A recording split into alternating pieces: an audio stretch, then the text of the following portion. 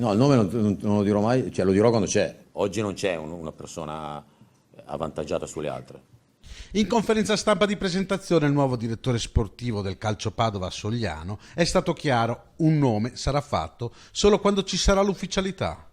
Le indiscrezioni però girano e le voci sono molte.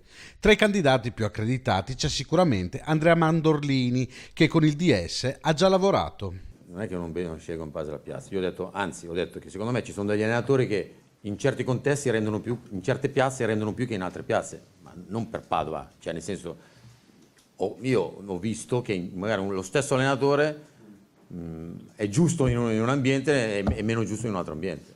Ma non solo Mandorlini, anche il nome di Mauro Zironelli è circolato molto in queste ore. Sogliano lo aveva scelto per il Bari e di lui ha molta stima.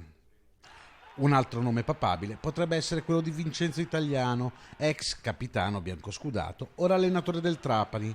Sarebbe una scelta legata anche all'attaccamento alla maglia che negli anni l'ex ha dimostrato. Massimo Pavanel, attuale allenatore della Triestina, è un nome che piace molto a Sogliano. Indiscrezioni dicono di contatti con lui anche prima della partita dei Giuliani con il Feralpi Salò. Su di lui resta l'incognita playoff. Se dovesse vincerli con i rossalabardati non si muoverebbe da quella panchina. Resta quindi solo da aspettare. Qua a Padova, io ripeto, non voglio essere ermetico perché non è il mio interesse oggi, però realmente oggi non c'è un allenatore avvantaggiato su un altro. Dobbiamo fare delle valutazioni, le faremo, penso che almeno la prossima settimana, questa settimana qua non c'è l'allenatore.